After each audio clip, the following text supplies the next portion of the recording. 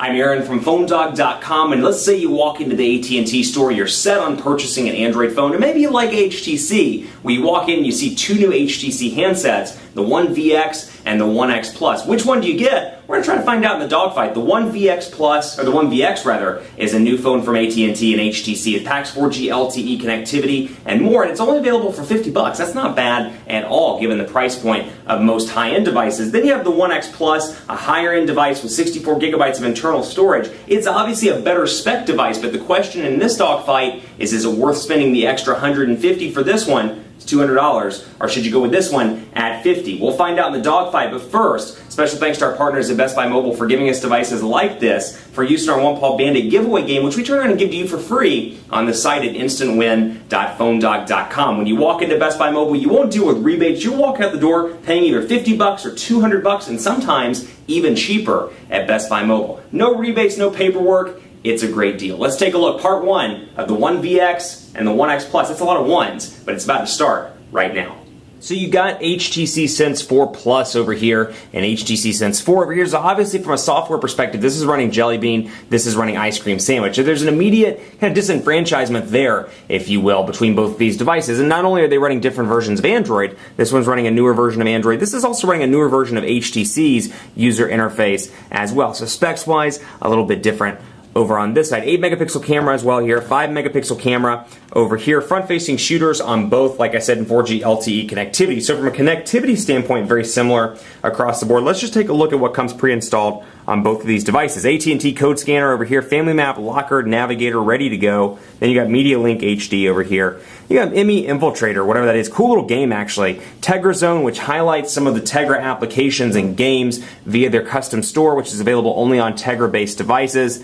Quadrant standard over here, speed test over here as well, YP mobile, Wi-Fi hotspot, SoundHound, and more. Then over here you get kind of a similar setup. AT&T code scanner, Family Map, Locker, Navigator ready to go. Got device help.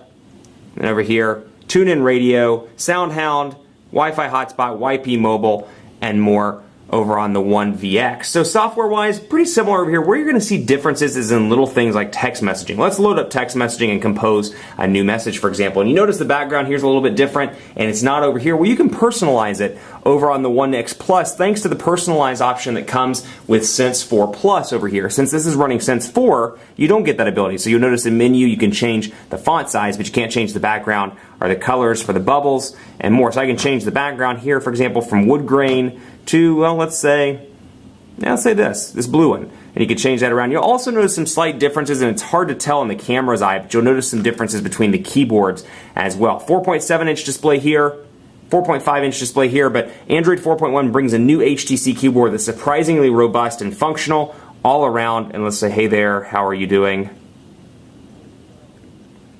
Thanks for that. And you can see keyboards nice and fast and easy to type on. Let's say, hey there. Hey there.